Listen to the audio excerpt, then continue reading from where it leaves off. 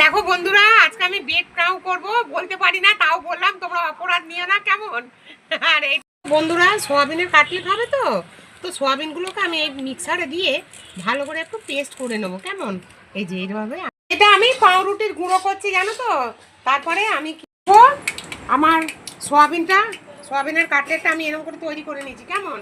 তো এবারে আমি জিনিসটাকে এইভাবে ঠিক আমি তৈরি করে নিলাম, নিয়ে তো আমি এইটায় ডুবিয়ে দিলাম কেমন, দিয়ে এটাতে আবার আমি ডিমে ডুবিয়ে দিলাম, দিয়ে আর একবার এতে ডুবিয়ে দেবো, দিয়ে এই যে হয়ে গেল। এই দেখো আমার কাটলেট আমি এইভাবে করব। আর দেখো আমি তেল বসে দেখো আমার কাটলেট তৈরি হয়ে গেছে, আমি এখন তেলের থেকে তুলে নিচ্ছি কেমন। তো চলো আমরা যখন খাবো তখন তোমাদের দেখাবো। দেখো আমার কাটলেট কেমন হচ্ছে, একটা নেবো। একবার কমেন্ট বক্সে লিখে জানাবে, আর সাবস্ক্রাইবটা অবশ্যই করো বন্ধুরা। দেখতে হবে।